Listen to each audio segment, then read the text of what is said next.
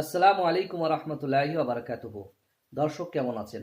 এখন আমি চেম্বার বন্ধ করে দিয়েছি, এই জন্য বাড়িতেই আছি। তো বেশ কিছু সময় থাকার কারণে একটা গুরুত্বপূর্ণ বিষয় আপনাদের সাথে শেয়ার করব বলে আবার হাজির হলাম। তো বিষয়টা হচ্ছে যে বেশ কিছু গার্জেন তাদের বিভিন্ন গার্জেন বাচ্চাদের বিভিন্ন সমস্যা নিয়ে যখন আমার চেম্বারে আসেন, তখন তাদের ট্রিটমেন্ট করা হয়। আমি হোমিওপ্যাথির উপরে ট্রিটমেন্ট করি আলহামদুলিল্লাহ।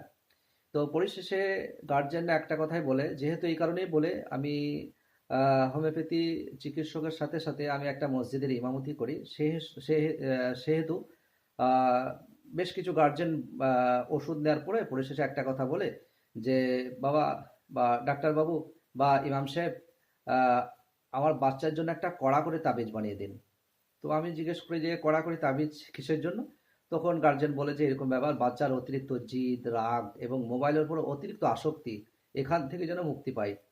তো দেখেন, এইরকম বাচ্চাদের মোবাইলের উপর আসক্তি থেকে মুক্তির জন্য কড়া করে কোনো তাবিজ হয় কিনা আমার কিন্তু জানা নাই, বা আমি এই ধরনের কোনো তাবিজ দেখিনি। তো দর্শক, আপনারা হয়তো কারো যদি জানা থাকে তাহলে জানাবেন যে এই বাচ্চাদের মোবাইল থেকে আসক্তির জন্য যাতে আসক্তি না হয় এরকম কোনো কড়া তাবিজ হয় কিনা। তো তবে বেশ কিছু দোয়া দরুদ আছে, সেগুলো বাচ্চাদেরকে মুখস্থ করালে বা বেশ কিছু টেকনিক আছে, সেগুলো অবলম্বন করলে বাচ্চার অতিরিক্ত মোবাইলের উপর আসক্তি সেটা অনেকটা দূর হয়ে যাবে ইনশাআল্লাহ তাআলা।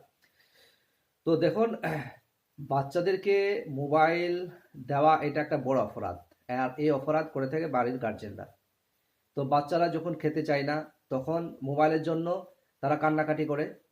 তখন মা কি করেন, চট করে মোবাইলের একটা কার্টুন বার করে বাচ্চাদের সামনে দেয়, তখন বাচ্চারা এই কার্টুন দেখে আর খায়। তাহলে বাচ্চাদের খাওয়া বা বাচ্চাদের মন মানসিকতা, মাইন্ডটা কিন্তু ওই খাবারের দিকে থাকে না। কোন দিকে থাকে? বা আপনার কার্টুনের দিকে বা মোবাইলে যেটাই দেখছে সেই দিকে তার মাইন্ডটা থাকে। এতে করে খাবার যে সঠিক যে খাবারের যে পুষ্টি, এই পুষ্টি শরীর কিন্তু অ্যাবজর্ব করে না। এতে করে বাচ্চারা পুষ্টিহীনতার মধ্যে ভোগে। এছাড়াও বাচ্চারা যখন দেখেন, বাচ্চাদের ব্রেন কিন্তু এখনো পর্যন্ত পরিপূর্ণ হয়নি। এমতো অবস্থায় যদি বাচ্চাদেরকে অতিরিক্ত স্ক্রিন টাচ বড় বড় মোবাইল দেওয়া হয়, আর এরা বিভিন্ন ধরনের কার্টুন অনেক কিছু দেখার পরে বাচ্চাদের ব্রেনের মধ্যে বিভিন্ন ধরনের কেমিক্যাল ক্ষরণ হওয়ার কারণে এদের এই অসম্পূর্ণ ব্রেনটা একটা বিকৃত হয়ে যায়। এখানে বিভিন্ন ধরনের ক্যান্সার সেল ইত্যাদি তৈরি হতে পারে এবং ব্রেনের প্রচণ্ড পরিমাণে আপনার সমস্যার সৃষ্টি হতে পারে। এছাড়াও বাচ্চাদেরকে অতিরিক্ত মোবাইল দিলে পরে তাদের চোখের সমস্যা, এবং সাথে সাথে তাদের যে মানে বদ অভ্যাস সেটা তৈরি হবে। সেটা কি? তারা খেতে চাইবে না, পড়তে চাইবে না, স্কুল যেতে চাইবে না, বাচ্চা মোবাইলের উপর একদম আসক্তি। এটা আমাদের গার্জেনদের অনেকগুলো দোষ আছে। যেহেতু বাচ্চারা কানলে পারেই তাদেরকে মোবাইল দিতে তা নয়। দেখেন, বাচ্চাদের যে মোবাইল ঘাটার পরে যে ক্ষতি হয়, এই ক্ষতি মারাত্মক ক্ষতি।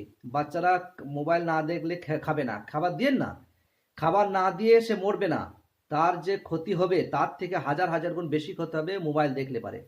বাচ্চা না খাক তবু মোবাইল দেবে না, বাচ্চাটা না পড়ুক কিন্তু তবুও মোবাইল দেবে না, কারণ মোবাইল দিলে পারে তার থেকে বেশি ক্ষতি। পড়ালেখা করে যা লাভ হবে তার থেকে বেশি ক্ষতি হবে মোবাইল দেখার কারণে। কারণ মোবাইল থেকে বাচ্চাদেরকে অনেক একদম দূরে রাখতে হবে।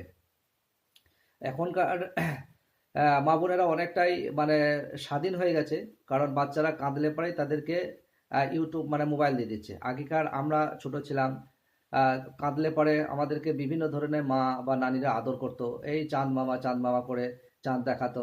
আর এখনকার মা বোনেরা কি, বাচ্চারা কাঁদলে পরে আর চাঁদ মামা তো নাই, এখন ইউটিউব মামা, মোবাইল মামা।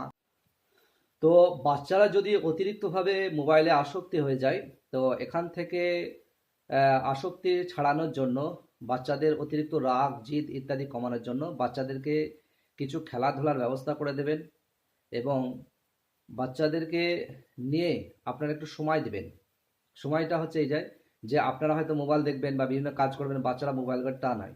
বাচ্চাদের সঙ্গে আপনারা সময় দিবেন। বাচ্চারা গার্জেনের কাছে সময় না পেলে পরে তারা তো মোবাইল ঘাঁটবেই।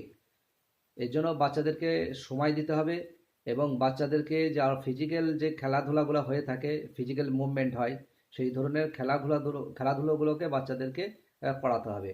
সাথে সাথে আপনারা একটা দোয়া, আউযু বিল্লাহি মিনাশ শাইতানির রাজিম, এটা যদি বেশি বেশি করে পাঠ করে বাচ্চাদেরকে দম করা যায়, তাহলে বাচ্চাদের রাগ জিদ অনেকটাই কমবে ইনশাল্লাহ।